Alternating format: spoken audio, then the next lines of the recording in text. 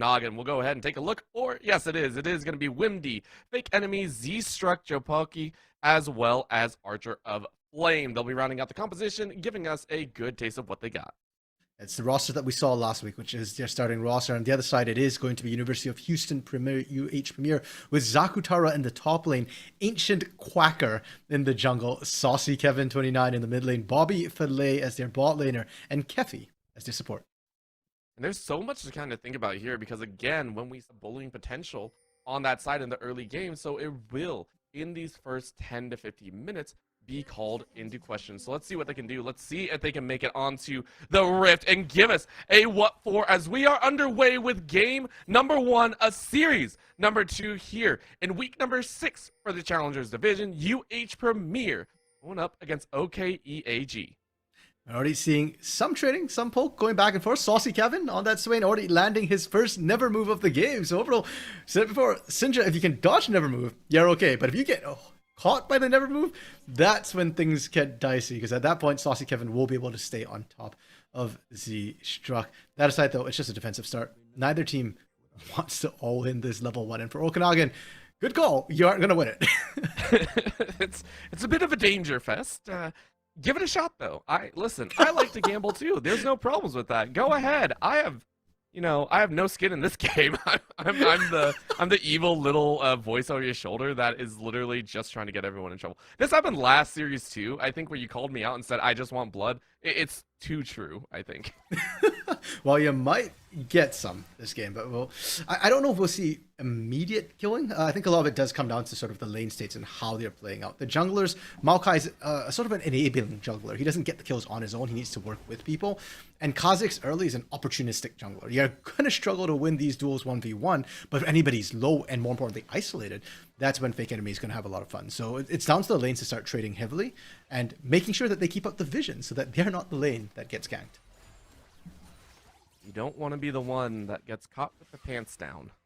That is never a fun situation. We are getting the level 2s right away. Archer Flame posturing like they wanted to go in, but of course sitting on top of a ward still makes it a bit difficult. And the matchup will be quite nice. Now keep in mind on the top side, at about level 3 or 4, we did see the Cassante and Garen be traded out very heavily. I think they were sitting on like 100 HP at one point in the last series.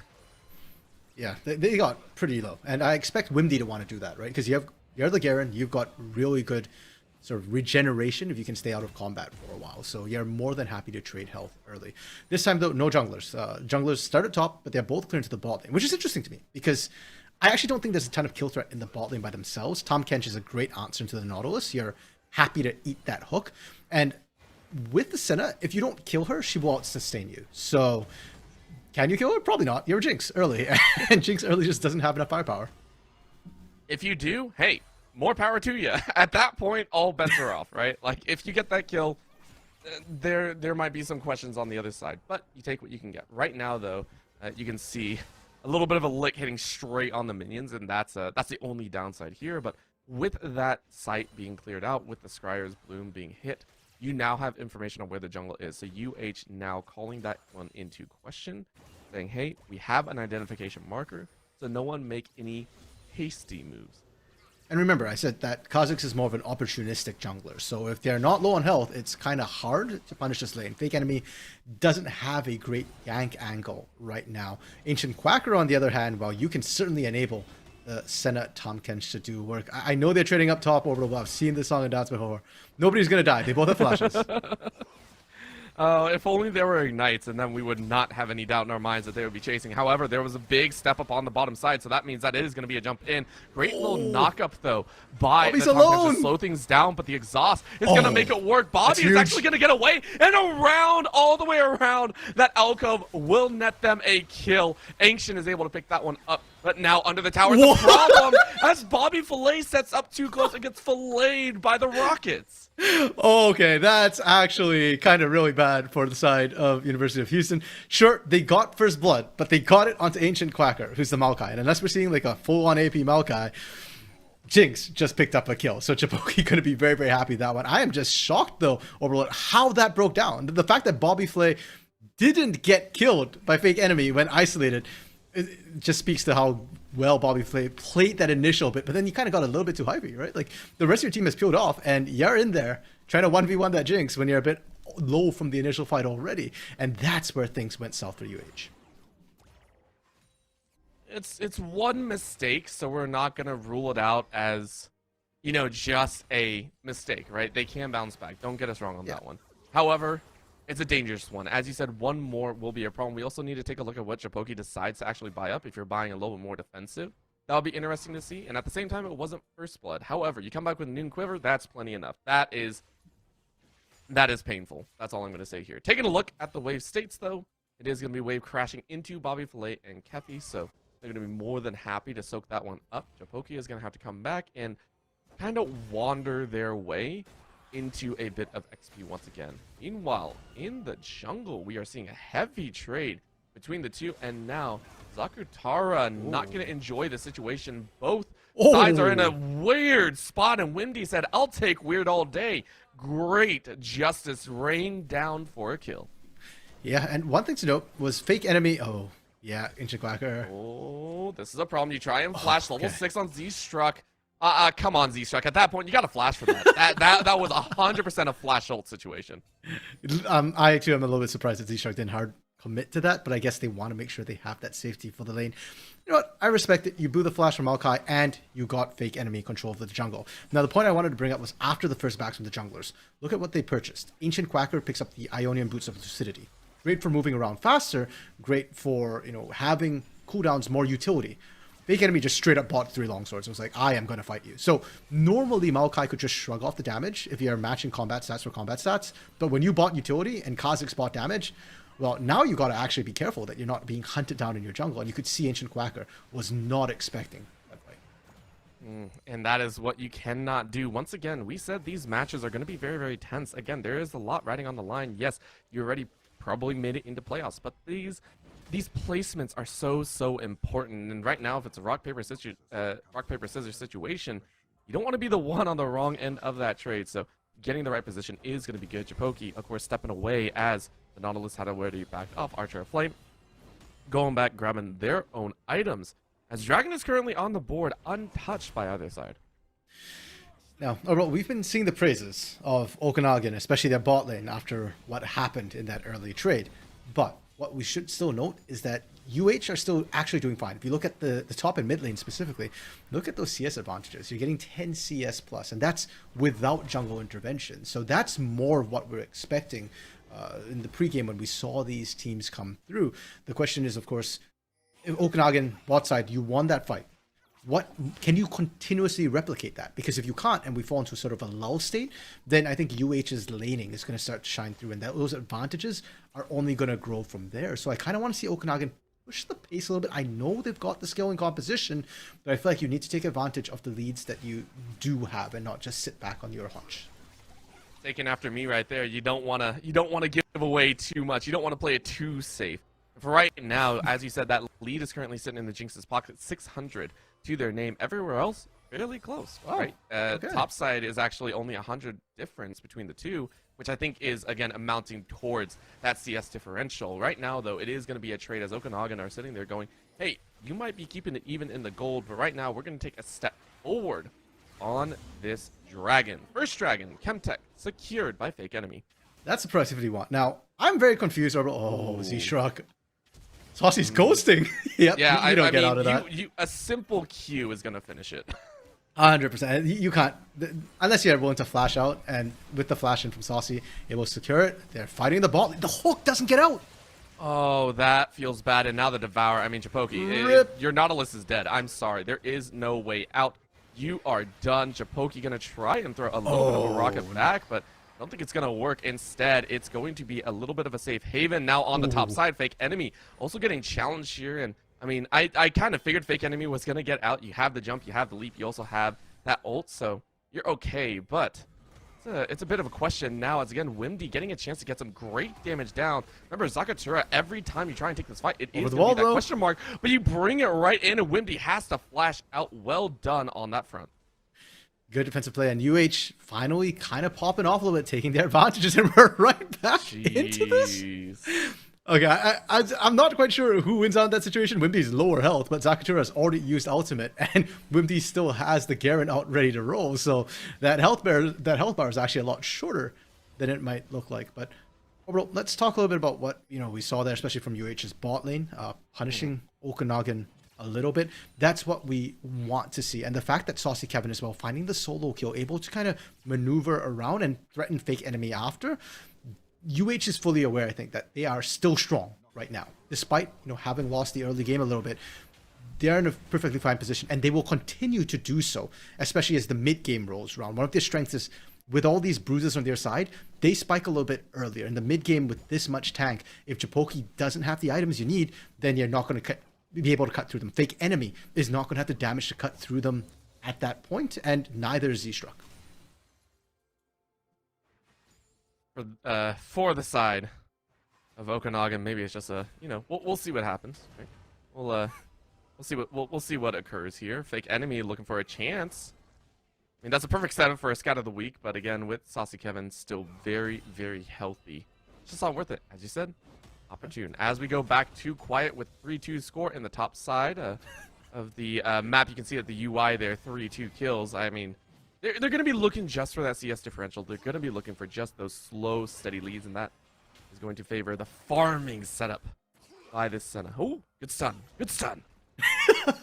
Oh, bro, you've been spot our last year's 5 kills at 11.5 minutes is actually not that low. And you can hear the boredom in my voice, can't you? This is all right. I gotta change this up. I'm sorry. But 42 kills, was it 42 in 25 or 26 minutes? It was 42 and 25. It was crazy. That is an anomaly. Definitely not the norm. And the teams are scrapping. We're seeing that the teams are very, very willing to trade as well, and have been doing a good job of it. Bot lane, here we go. I love it, right? That's not even a fight. That is a brutalization, but that's a fight. Japoki having to flash away, and now a dive into the tower. I'm not sure if Fake actually want to do that, because that sets him up perfectly for Fake Enemy. But a great Devour gives the shield back, and now a knock-up trying to land on Fake Enemy, who does not have a jump back out from the shadows. The Dawn of the Shadows not going to land, but it's another denial. Okanagan tried to fight back, but UH Premier again and again fight back and survive. I almost feel like if Bobby Filet didn't outright there, they could actually have maybe found the kill on one of them, just the autos. Herald though being dropped, plates being picked up as well, and overall, there's the action you wanted. I'm getting a little bit concerned for Okanagan, right? They don't have that bridge on the bot side, and we're seeing that UH have identified that. Ancient Quacker has been more visiting this bot mid lane with the intention to actually get kills. The fight we saw top side was just Ancient Quacker happening to be there. And so far, I'm not really seeing good answers from Okanagan. They're relying very heavily on their hands, and it's been working. Their mechanics are great, but how many times can you do that against proper preparation and setup and just better early game comms? It's an age-old question. How far can your skills take you, right?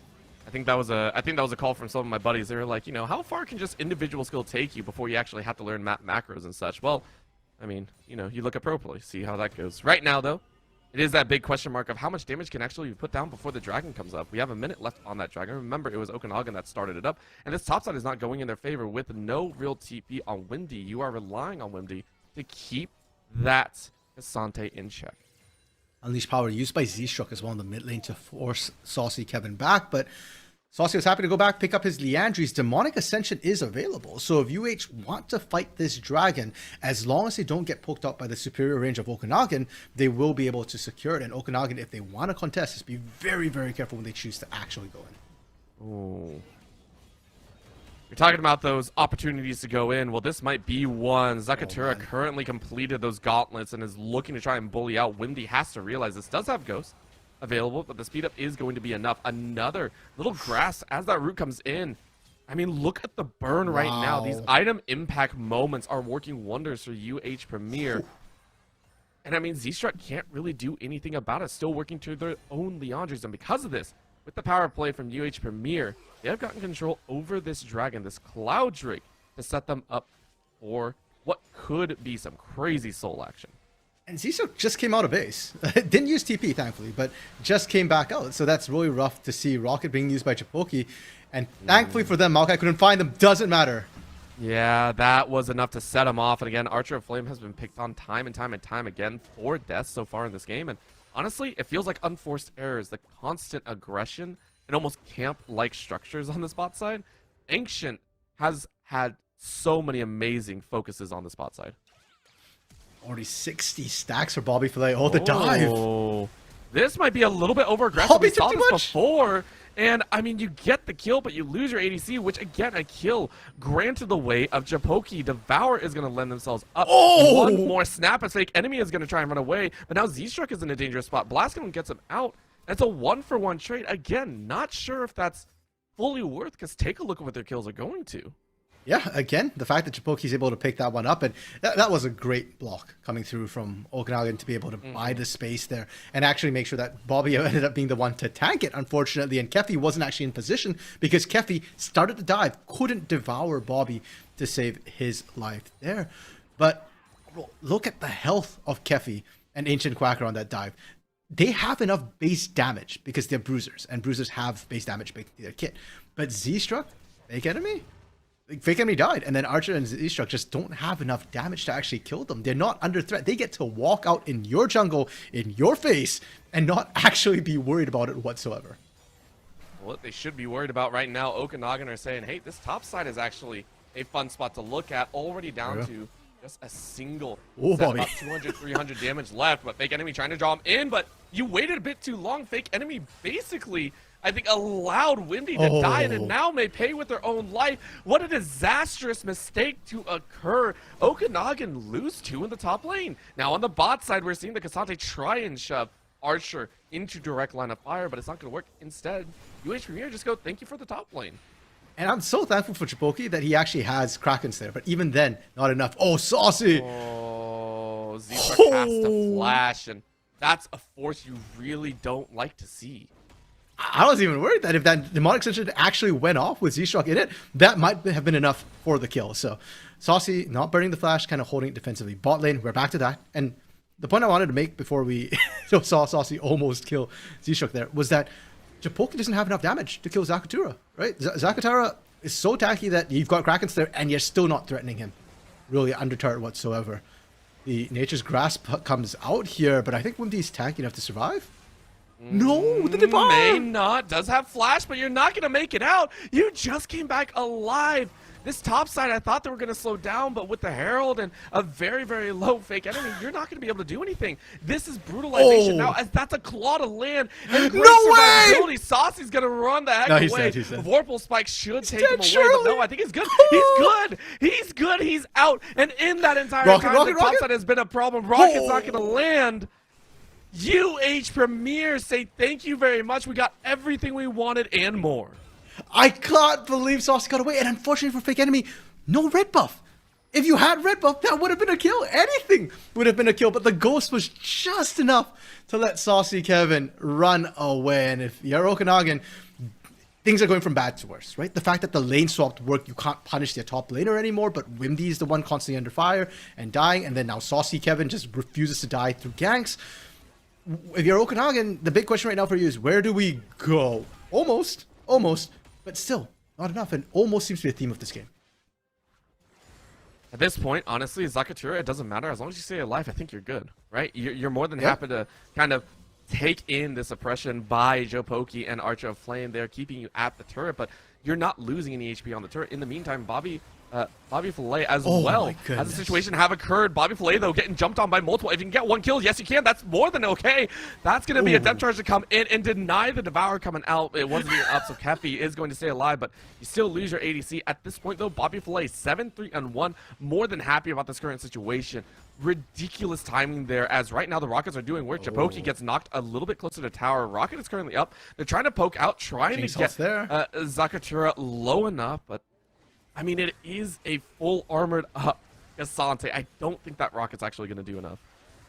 Yeah, I mean, on paper it looks like it should be because of the execution portion of the Rocket, but you're right. Like, it's a thicker health bar than you're used to, and he's got a metric crap ton of armor on him. So, yeah, and if you're Okanagan and you're not even willing to pull the trigger on that, that's why I'm a little bit concerned about this bot half of the map and what they're looking to be able to find. Thankfully for them, Wimdy still able to apply pressure. The moment Bobby Filet and Kefi left that top side, finally took that turret he's been chipping away at all game. So if they could get Wimdy in isolated lane, maybe they'll be okay. Like, isolated as in keep Bobby Filet and Kefi away from him.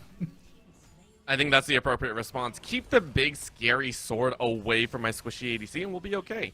UH Premier have got the right idea. Right now, Zakatura, though, taking on the big, scary bad guy with blades of their own, or at least mallets in their scabbard.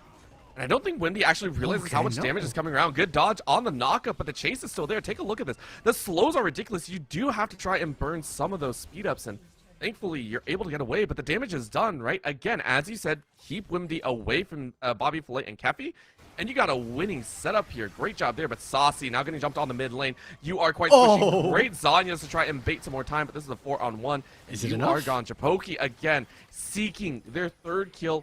Get it, as well as what could be a tower. However, with the answer of Zakatura, this is a problem. Z-Struck not going to get knocked back and instead going to be slowed. No scout of the week lands, so Japoki? Archer has to flash away. You are okay, but now the ADC is left alone, running up towards their top laner. This might be the turnaround. Keep in mind, Japoki is one of the main people that has a crap ton of kills in them. 3-1-0. It doesn't look like any follow-up behind. Kefi is not able to get over the wall, so you know what? Take your kills, and you get out for pretty much nothing. Well done, Okanagan. I can't believe the ghosts this game, Orbital, have been barely keeping people alive. First Saucy Kevin, and now Japoki as well. Huge play from them. They're playing with fire, though. And despite all of this, I'm still struggling to see. Look at Kefi. Kefi is just ignoring all the damage that's coming through. And I think that's going to persist. Right now, Archer, this might be their 5th death. They are not tanky in the slightest. Scout of the week comes in so late. I mean, that's the best that they can do, right? This aggression in the mid lane has been going on for about a minute now. I would just like to point that out. Yeah, and Japoki is doing damage, right? You look at Zakatara's health. He is down to 40%, but it's just taking way, way too long. And they can cycle their tanks. Wimdy. Oh, if that landed from Kefi, that would have been a kill. You are playing with fire in so many different situations. Take a look. The staggering of the HP bars is causing a little bit of problems. Z-Struck actually having to decide to stay and help defend this tower. With Fake Enemy on the side, it might be able to do enough, but the staggering has given another wave to crash in. This tower could go down. Scout of the week, though, lands on a proper target. Good flash away to stay alive. However, this brutality is going to break out. Saucy getting in the middle to divert and divide the fight. And because of that, down goes Windy. Windy got the kill on Kasante, but it's not going to be enough. Remember, the big carry is still alive. Bobby Fillet stays alive. Now the tower dive goes in. Ancient tanking up the Ancient tower itself, but not tanky. And now triple kill by Ancient. A shutdown by Fake Enemy, but overall 2 for 3 goes the way of UH Premier. And my question is, are they going to keep pushing? I mean, that should be a good flash away and a push against the wall. Let's us out the Fake Enemy getting caught. Oh no! Danger all the way around as this tower will finally fall. But a snipe! The Shadow claims another. Bobby Fillet tacks on their 9th. I'm hearing Jaws theme music in the background right now, Orbital. Just when you thought you were safe. Every time. And Okanagan's like, okay, wait, they're backing off. No, they're not. UH is just waiting for you to step up, and they're able to find the punish. That is a delayed ace. That is an inner turret coming across as well. And UH, they're up significant gold. 6K. Baron is on the table, Orbital. And like we said, this is the mid game. This is the UH power spike. Okanagan are the ones who need to find answers. And the fact of it comes down to a situation like this, the hands check, right?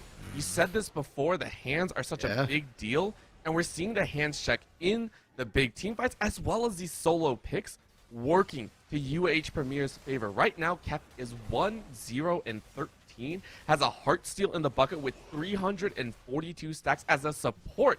I would like to add, they have been monstrous in the hands check against Archer, catching them time and time and time again, and because of this, they have allowed themselves massive gold leads, good exchange of dragons to put themselves in 2-1, and now a Baron to boot. So, I mean, quick correction. This is Tom can't just nominally support, but this is fasting center. So Kefi has actually gotten all the gold he needs and more to be tanky, and that's one of the reasons why Okanagan is struggling so hard right now. UH is effectively up gold because of the way Senna works. And more important to me is the fact that Bobby Fillet is 9, 3, and 6 with an Infinity Edge and Storm Razor in pocket. He is equal to that Jinx who has been actively farming. So that's giving the extra person UH need. And Bobby Fillet's micro has been incredible in these fights. The way he's comboing, he's layering the skills to maximum effect. And the stuns, the roots he's been catching on multiple people. Yes, I know Zakutara is being run down, but we've got like another 10 seconds before he dies.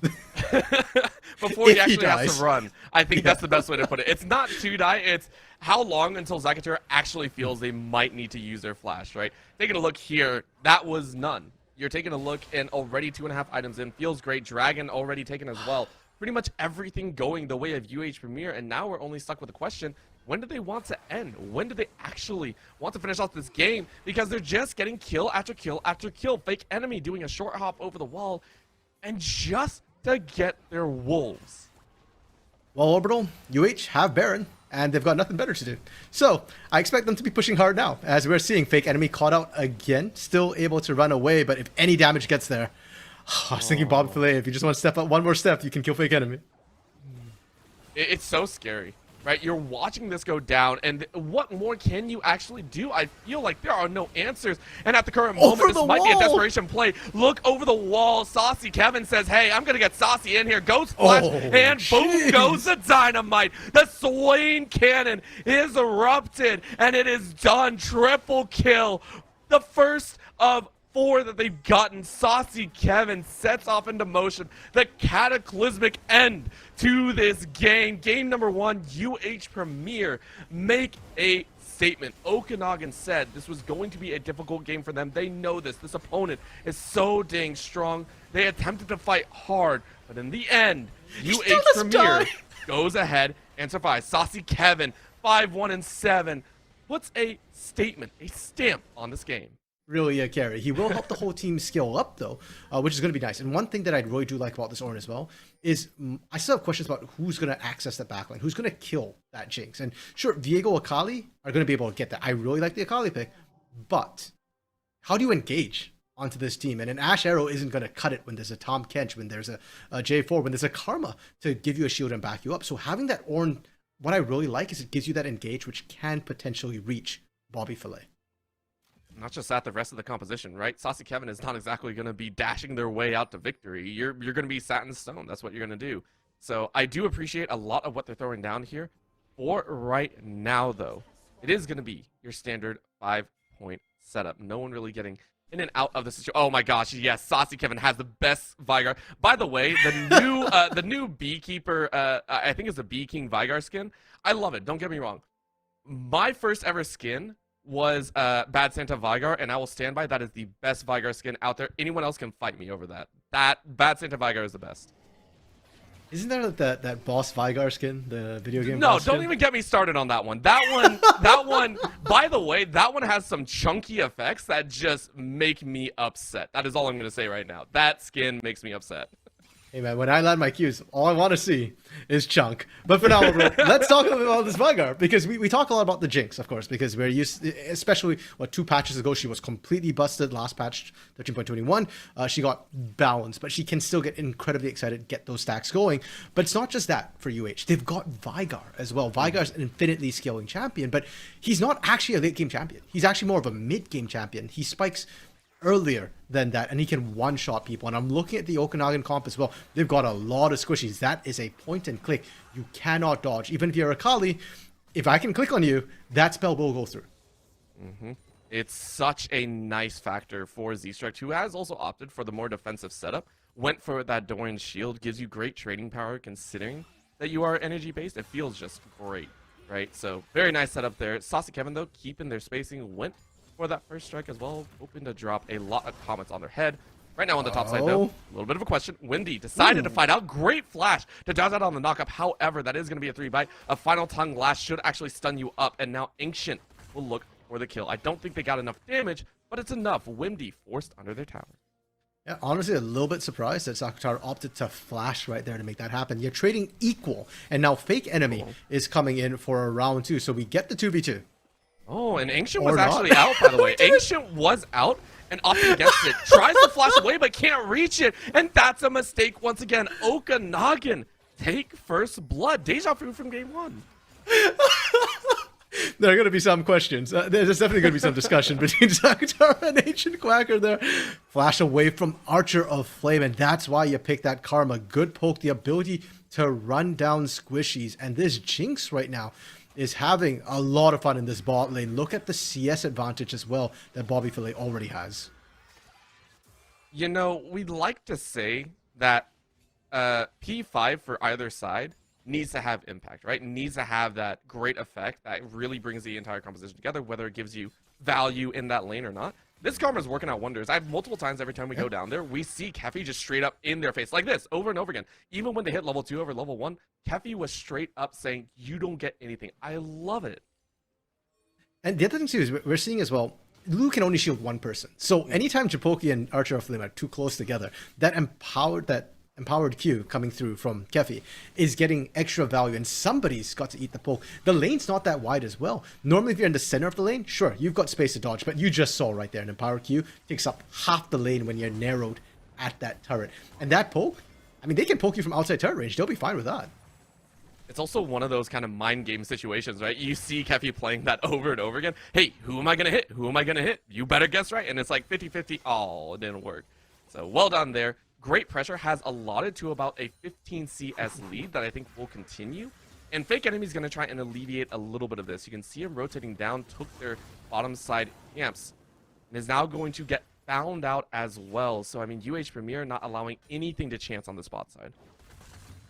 This top lane actually has me a bit more tense than usual. It's not the usual wet noodle fight, or if it is, these noodles are overcooked because they're actually starting to take damage from each other and they're kind of low. What's interesting to me is that when we look up there, Windy seems to actually be winning that fight a little bit. So despite the fact he's not on a carry, he's still fine with that. Fake Enemy, not quite able to sneak in.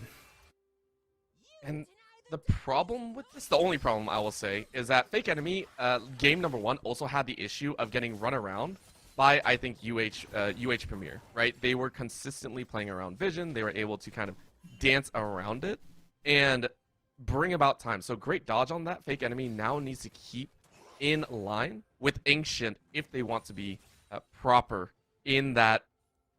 I want to say... My words are escaping me this game too, and it's making me very sad. But it's the idea of matching pace with this J4 who is looking to get aggressive very quickly. Yeah, and honestly, I like the fact that Ancient Quacker did gank early, right? A big complaint I have with a lot of J4s is they full clear and they don't like actually gank.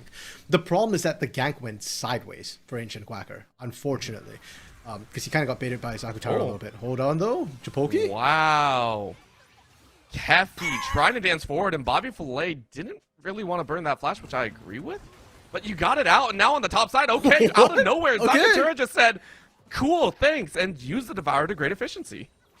And that's why I was kind of tense about the top lane, but we couldn't really tell when it was going to break because they were so low.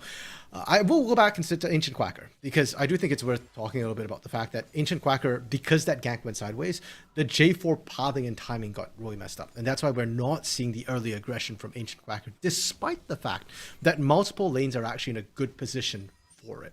The fact that Bobby Filet and Keffy had poked down Japoki and Archer of Flame so much means that that should have been a good lane to gank. Topside being so low meant it should have been a good lane to gank. Ancient Quacker couldn't move because of that early game. So Fake Enemy has that advantage, but that's been largely nullified. Ancient Quacker has actually caught back up, and now, Orbital, now the jungle game is actually on even footing, and I want to see what this J4 can do. Mid lane has been unlocked. Saucy Kevin has an ultimate, so Akali is now a lot easier to handle. To an extent. We want to say we know what an Akali can do, so you can see Saucy Kevin also a little bit worried. If you drop that Event Horizon at the wrong time, you can get soloed out. But at the same time, as you said, the ult is the pressure value, so we can see Z-Struck looking to try and get some information, was able to hit the Scryer's Bloom, said, hey, red buff is gone. Because of that, we get some information that the J4 is on the enemy side, going ahead and trying to steal away some camps. No. Unfortunately, Ancient does not have the Flag and Dragon, has to flash away right into a pink ward, but thankfully, Japoki says, hey, I don't want to fight anymore. You got your team to back you up. Oh, okay. Well, you know, I did think it was going to be over, but Fake Enemy not level 6 can't follow over the wall. If Fake Enemy had been 6, that would have been a kill. You just flash and then, yeah, actually use the Heartbreak to execute the kill. And Ancient Quacker, again, very unfortunate timing. Tried to go for the invade, but Bobby Filet and Keffy weren't actually there to back him up this time. Last game on the Maokai, he got to invade because his bot was so far ahead. This time, they're ahead, but they're not pressuring the same way. They're actually trying to deny some of the CS and set Japoki behind instead. And Japoki's just like, okay, fine. Like, I can't get the minions anyways. I might as well just make sure that my jungle's safe. Gotta do what you can. Gotta help out where you can. And because of that help, Okanagan do have first dibs on Dragon. Going ahead, stacking that one up. I think they did it in game 1 as well. Didn't have full priority instead, so this time around, hoping to have major priority over this Dragon and have a better time trying to stack it up. Ooh, okay. Oh. I wasn't going to talk about it, but they did this last time, and it looks like it is going to be the challenge back. Windy said, nah, we ain't in the middle of the lane. We are under my tower. Yep, and it's able to answer back. You're not the only one who can solo. So Okanagan clapping back in multiple fronts. Bot side with the Dragon, top side with the solo kill. And for Okanagan, I kind of feel like they needed these wins. You know, like we talk about the skilling of UH. Okanagan's skilling isn't bad either. Like Ash actually scales pretty well. Akali can do a lot of damage late, and Ornn, well, with the ornaments, is probably the best scaling tank in the game. I know Silence Infinite Health, but Ornn probably brings more value in a reasonable game. So I love that they're pressuring this. They're trying to take advantage of what they have right now. They got Dragon, they got Kill, they're gonna get Herald, and I want to see where they drop Herald. Well, you know, they have it, but this is going to be a difference. An arrow from downtown actually found Saucy Kevin because of that. It was a difference. Ancient got no help behind, and it's double kills all the way around, looking for a triple behind, as that's a quick jump out. What a dangerous scenario, but a big dub for Fake Enemy. Oh, even further, just trying to force Zakatura out, but a big dub for Okanagan. Yeah, and I'm actually a little bit surprised because Okanagan started up Herald. They already kind of took a little bit of damage, you know, from trying to take that one. They weren't in the healthiest of conditions. Oh, Herald doesn't get the charge off. Zakatura able to at least answer that one.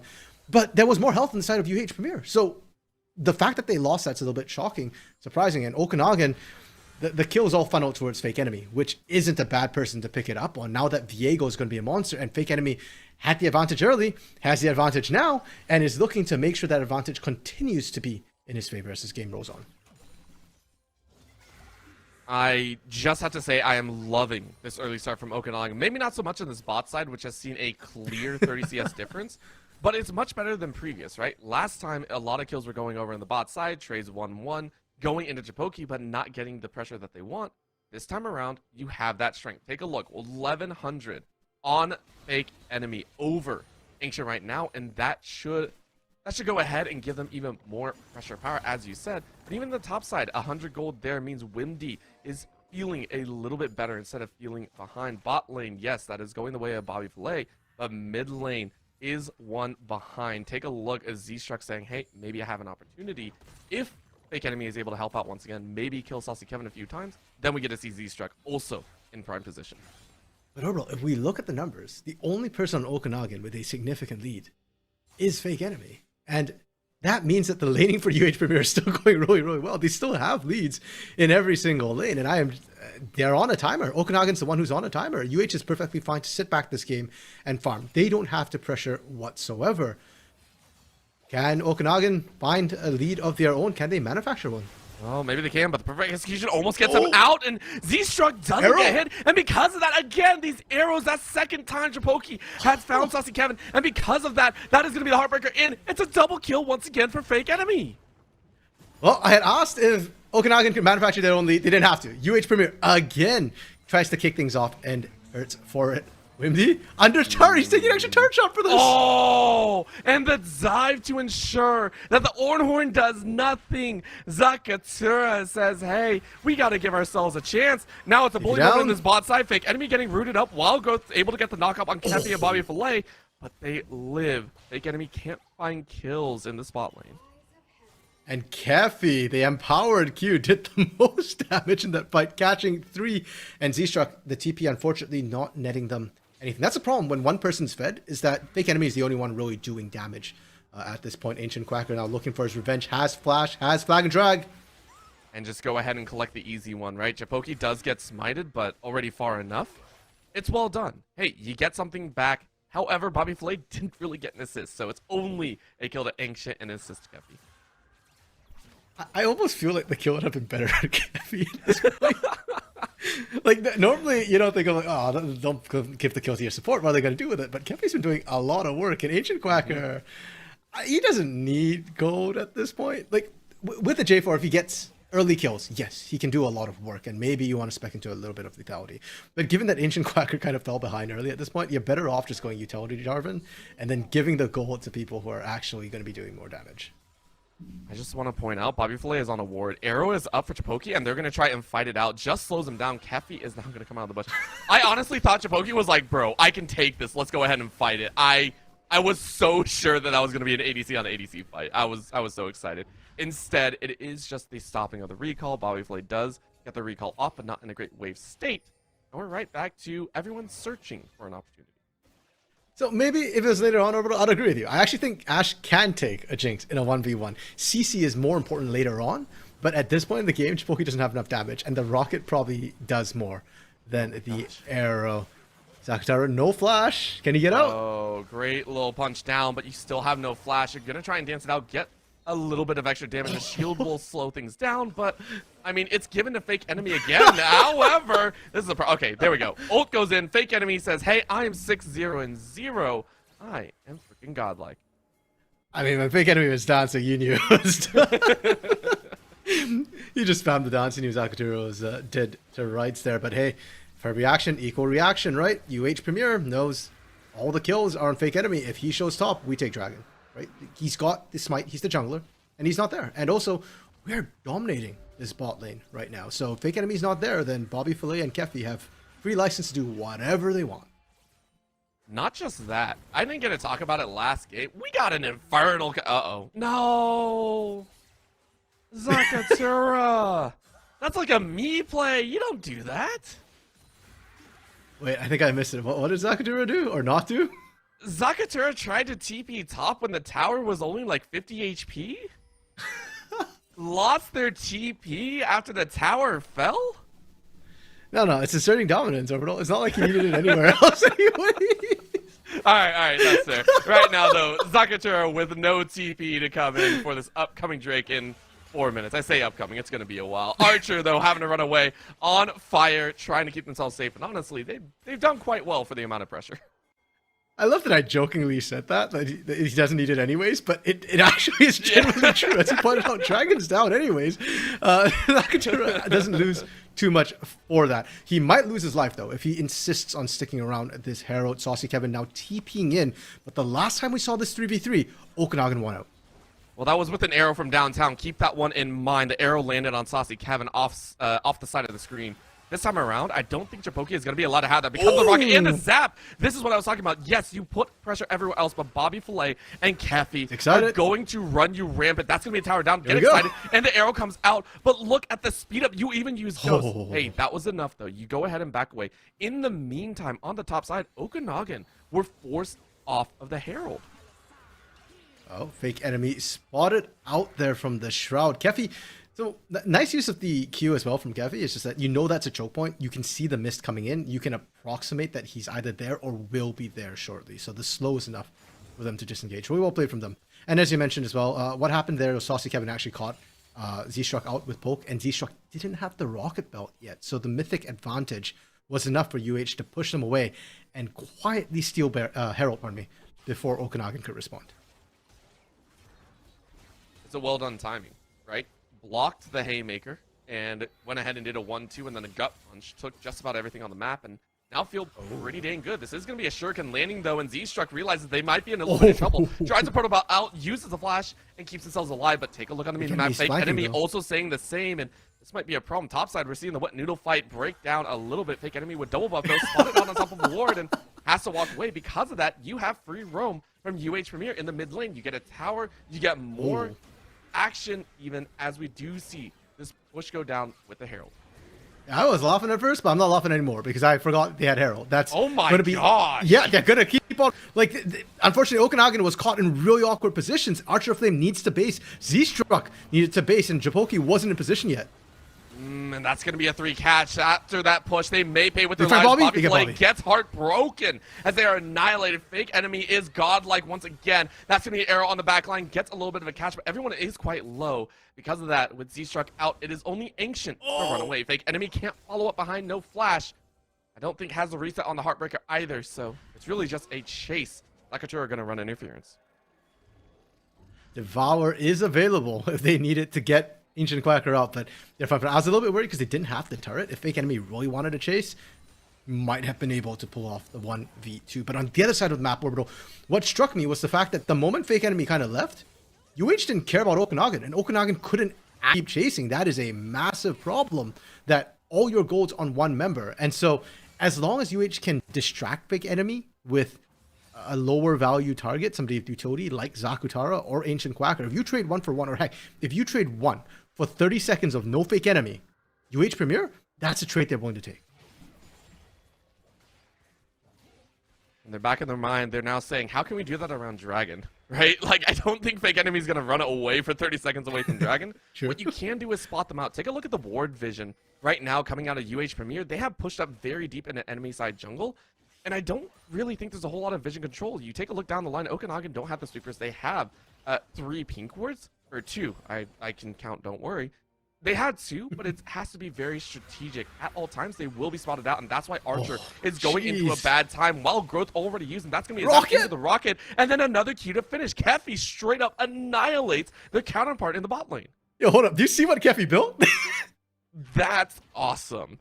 Not Harvester. That's why I said Quacker should have given that kill over to Kefi instead. I'm just saying, more damage coming off this Karma than you're going to see from the J4. And you talk about the pinks. Oh, hold on, Kefi. Okay, a little bit careful. Those were 2 assassins there. They're pinks for the side of Okanagan, but it less about ideal positioning, more about can you even get to where you need to drop those wards. Oh. And those wards aren't going to deny this TP, as that's going to be a knock of Z-Struck. Gets locked out. The Shroud is already down, but that's a follow-up behind. And look at that. Flag and drag in to keep Z-Struck in. No flash on that Akali. However, the Rampart back as Z-Struck goes to the backline. Kefi taking quite low. Take a look at Fake Enemy. Remember this carry in the backline. Heartbroken takes 1. That is going to be the support. And the following ensuing damage will be powerful. The jungler straight out lies. It's going to be a shutdown for Bobby Filet, but they still die in the end. Double kill as a huge comet takes the life of the Ashe. But Saucy Kevin is the only one left alive. Yes, you got the dragon, but you pay with 4. It's a 2 for 4 orbital, but let's not forget, Fake Enemy had a massive bounty on his head. And that just went over to Bobby Filet. So despite the fact that 2 for 4 normally means Okanagan won the fight, and strictly speaking, they did win the fight, but UH Premier actually ends up the better for it because, as you mentioned, they did get Dragon and Orbital. They're also the scaling team. So if they can do this now, 10 minutes down the road, 15 minutes down the road, it's only going to benefit them. Okanagan need to play around this power spike that they have coming up. Wimdy is about to start handing out ornaments like they're candy. And UH haven't fully come online. So the next fight Okanagan wins, I want to see them be able to get a major objective off the back of that. That might be forced into this Baron as Fake Enemy goes over the wall. I'm not sure this is actually where they want to be. They're caught. They're rooted. They're killed. Kefi grabs another. And that's brutal. With that death, you now have Baron on the table. And at least the threat, obviously, I don't think UH Premier is going to do it. But the threat is enough to draw Okanagan around. I think they will. Okay, I think they will. Oh my gosh. They're actually going to start it. Wards are going down. And keep in mind, the TP coming in from Saucy Kevin is going to put them at a 2-item power spike as well. And they're going to try and take it as quickly as possible. It's given. Well done by UH Premier, capitalizing on the mistake of Okanagan. UH Premier weren't afraid of Okanagan without Fake Enemy before. They certainly won't be afraid of them now when the entire team is there. They've got a numbers advantage. They're now running for the hill. Shirelia popped by Archer of Flame to be able to disengage. But Orbital, they didn't get the outer mid turret. It's still standing. UH Premier got Baron. They got the kick and they got to eat it too. Everything for free, and now that they found a taking member, they can leave Zakutara to go ahead and divide and conquer. Zakutara eats 3 people's pressure and lives to tell the tale. Kefi steps up for a little bit of fun as well, but it's done. Again, kill after kill after kill. It's a slow climb back up in the kill rating, but the gold has always been in their favor.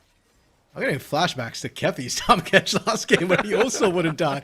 But that was when UH was up almost 10,000 gold at this point, whereas now UH is only up 4,000 gold, but Japoki is down in comparison. I mean, his CS numbers are fine, but compared to the amount of gold everybody on UH has, Japoki doesn't have that second item power spike, that Trinity Force to come through yet. So Zakutara is able to really soak and still feel comfortable. Ornaments, has the first one gone out yet? No, Wimdy's still level 13. So I almost feel like they need to get Wimdy some lone experience right now. I mean, they might try. for right now, it is going to be that challenge in the bot side jungle. Once again, UH Premier are keeping control of this bottom side, and it's yielded wonders. You can see there, Z-Struck can't even drop some wards. It is completely dark there for Okanagan. And with this Baron, they're going to go ahead and pressure and take some of these outers once again. Bot side outer is still up. Top side outer is still up, so Zakatura is going to push that one. This one should fall fairly easily. I don't think Japoki wants to actually be here. No, not at all. And one thing we didn't touch on Orbital with the Baron take was how Okanagan are going to respond to it. A lot of times we're used to seeing mid laners with wave clear. Akali doesn't have save wave clear. So they actually need Japoki to be in whatever lane is being pushed. And you saw right there, Japoki responded mid, and UH were pushing bot. And so Z-Struck just couldn't do anything. At best, they try and find a collapse to find a kill. But can they find out Zakatara? Maybe. He's got no flash. I mean, he's also not as tanky as he would like. He is going to be absolutely shredded. And it looks like they're going to give it again to Fake Enemy, but this still falls into that problem that you were talking about, right? Hey, you're feeding kills into an already fed member. You need to start spreading this gold around a little bit. Yeah, and the other thing, too, is you saw how low Fake Enemy actually kind of got in that 1v2. Now, he was never at any risk of dying. But if you're losing half your health in a 2v1 situation, Zakatara is a Bramble Vest. He doesn't have Thornmill yet. Once he picks up that Thornmill, a lot of that strength that Fake Enemy has is no longer going to be applicable to Zakatara. And sure, that's a very specific scenario, but in team fights, you've got to get past the Tahm Kench. And don't forget, Tahm Kench Devour means that whatever squishy target you're looking for isn't going to be there. The only person you can hit for that duration of Devour is pretty much going to be Zakatara and him alone. Taking a look here, that is going to be the big question. Can you get the squishy before the dragon is fully condensed on? And that might be the chance. Keffi gets arrowed in the back line, and that might be the chance for Z-Struck. Taking a look at the back line, though, it is going to be a fight for fight. Fake Enemy is taking quite low. Wild Growth keeps him alive, but that's going to be the finisher. Down goes the Acolian. That means it's all hands on deck to retreat, retreat, retreat. No, the Submarine comes up underneath the ground. That will be a massive little bit of a boost from the plant. It will deny the rest of the fight, but it's enough. Down goes the kill to their name, and because of that, UH Premier will sit on Infernal Soul Point. And because Okanagan got that first Dragon Orbital, UH Premier is going to get an extra Infernal if they go for the Soul. An extra pop of damage on Vigar, a champion who doesn't need the extra pop of damage, on Jinx, who has the range to be able to poke out Okanagan with just the rockets, a basic attack. Yeah, it's looking rough for Okanagan. They need to start finding a pick of their own. They're not winning these front to backs right now. I mean, I don't even think they were fully trying. Like, we saw the arrows. Z-Struck tried their best to get the kill, but it's just a little bit too late. And right now, look at the farming, right? I love the fact that Saucy is literally just doing this on the tankiest member just to get some AP stacks. It is by far one of my favorite things to do. Well, right now, it's though, free. Again, it is. It really is. Taking a look, it is going to be a reset, right? Taking a look at everywhere. There are no global objectives. Everyone just goes back kind of to net zero with UH swinging for whatever they choose to. And I know it's not like a broken record right now, Orbital, but they need to get Wimby experience. Wimby is still level 13. This is the third time I brought up the point that Ornn is level 13. Like, Ornn should be going out like candy right now, but it's, you know what? I know we're in a recession. A lot of people didn't do Halloween this year, so there wasn't a lot of candy to go around. Wimby is in that position right now. Like, finally, they've gotten him a solo lane. You need to get it onto Z-Struck. You need to get it like, onto Japoki. Because last fight we saw Z-Struck didn't have enough damage to actually clean house by himself. And Fake Enemy wasn't diving with him. You need your Akali to be able to help finish off people as well. Well, you know who is going to get a finisher? Again, it's Fake Enemy. Extra gold, yay, and the most fed character so far. I love it for Fake Enemy. Don't get me wrong, but it's still persisting. 11-2-0. Yeah, you love it for Fake Enemy, but Okanagan's carries aren't loving it. Z-Struck and Japoki can't do enough on their own right now. And if you've only got one target, it's easy for UH to kind of focus you down, or more importantly, ignore your other carries. Now, hopefully with that 2-item power spike that should be coming through from Z-Struck soon, you will actually have some threat. Saucy Kevin and Bobby Filet aren't building defensive items just yet. So there is still an opportunity for you to find that pick and find that execute. Jeez. Zakatura is actually trying to dance it. This is ridiculous, by the way. Again, Zakatura getting so much damage. Dashing down, gets stunned out of that dive. Still dies, but again, Fake Enemy taking quite low. Bobby Filet is now going to try and chase down this Lulu. Archer running for the absolute life. Is able to survive with the Baron on the table. Zakatura no longer going to be there to tank. But guess what is on the table? Baron. Yeah.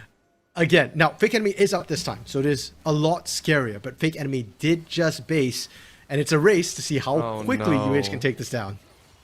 I think they can take it just fine. It's well spotted. Yes, everyone knows that UH Premier are on it, but look how fast they burn it. Oh, yeah. They're going to take it. It's gone. Okanagan recalled at one of the worst times possible without Wimdy's possibly flanking. even knowing it. And now Wimdy's in a bad spot. They're going to try and survive for as long as they can, but Saucy is going to drop an absolute comet, a rock on top of their head, and they are dead. Not only do they get the Baron pretty much only for Zakatura's life, but they take one as well. And if Wimdy had ult available, I think that's a beautiful flank. But they blew ult. They blew 80% of Fake Enemy's health bar on a 3-on-1 on Zakatara. That's the problem. The last time we saw it was a 2v1 to kill Zakatara. Now it's taking a 3v1 to kill Zakatara.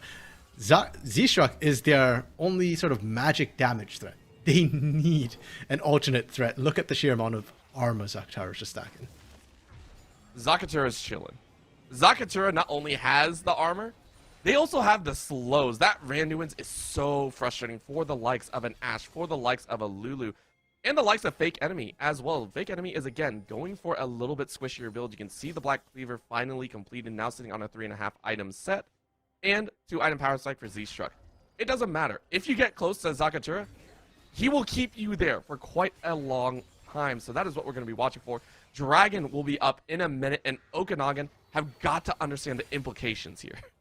Yeah, and for Okanagan, second item completed for Z-Struck, it is worth noting it's a Zonias. That's not the most powerful attack tool. Initiate coming out doesn't catch Saucy Kevin. No, it doesn't, but Ancient is now going to be the diversion. They're going to try and run away. Oh my god!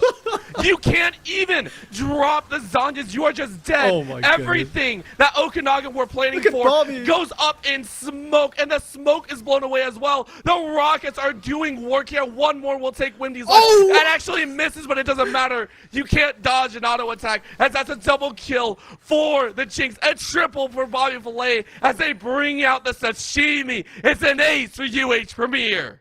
The only smoke I'm seeing right now, Orbital, is Fishbone just belching it across the battlefield, and they're just going to push right in. 20 seconds on the death time is approximately... Okay, they've peeled off. They want to do this methodically. Why? Bobby, what are you doing? You don't have to. Are you just getting the speed up? Yes, get the stack. No, you can't do it anymore. You can't do it anymore. Sad. It's going to be over anyway. UH Premier say we'll take a few detours, but we will end this game. It is GG. UH Premier keep their invincible record, their undefeatable streak of 6-0 and 12-0. And if, whoever ends up being in 4th place, I'm going to feel bad for them because they have to run up against this UH Premier who's running a hot streak right now. And unfortunately for Okanagan, that might be...